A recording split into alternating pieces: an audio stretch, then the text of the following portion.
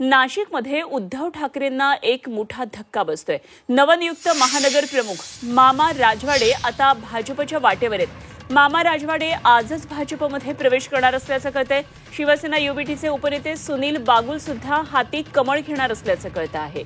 महत्त्वाची बातमी, सध्या शिवसेनेला मोठा धक्का आहे। उद्धव बाळासाहेब ठाकरे पक्षाला उद्धव ठाकरे यांना नाशिकमध्ये सातत्यानं धक्क्यावर धक्के बसतात। नवनियुक्त महानगर प्रमुख आहेत मामा राजवाडे आणि आता ते भाजपच्या वाटेवर आहेत। आमचे प्रतिनिधी योगेश खरे या सर्व राजकीय घडामोडींवर नाशिकमधल्या लक्ष ठेवून थेट जाऊया योगेशकडे। योगेश, मामा राजवाडे आजच भाजपमध्ये प्रवेश करणार असल्याचं कळतंय। कुठलाही गाजावाजा न करता अचानक त्यांचा भाजपमध्ये प्रवेश होतोय, काय नेमकं कारण सांगितलं जातंय आणि शिवसेना युबीटीची गळती थांबताना नाव घेत नाहीये? खरंय, शिवसेनाचे नवनियुक्त महानगर प्रमुख मामा राजवाडे हे आहेत आणि आता त्यांच्या हाती ही धुरा ठाकरे गटानं सोपवलेली होती।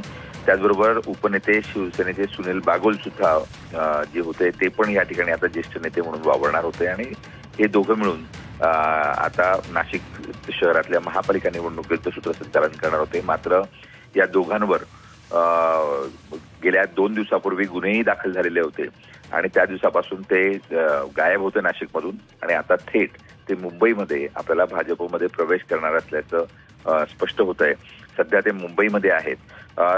त्या जुने अजित पवार गटाचे गणेश गीते जे विधानसभेमध्ये उमेदवार होते ते सुद्धा या ठिकाणी प्रवेश करतात आणि त्यांच्यासह अनेक कार्यकर्ते, कमलेश बोडके आहेत, दिवे आहेत, असे अनेक नगरसेवक सुद्धा या ठिकाणी आज प्रवेश करणार आहेत। 10:30 वाजता हा सोहळा भाजप कार्यालयामध्ये रंगणार आहे। रवींद्र चव्हाण यांच्या हस्ते हा प्रवेश होणार आहे।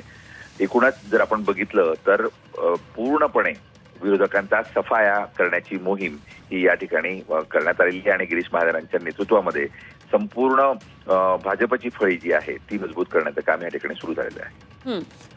धन्यवाद योगेश, दिलेल्या या सगळ्या सविस्तर माहितीसाठी आणि वेळोवेळी माहिती आपल्याकडून जाणून घेत राहू। तुर्तास धन्यवाद।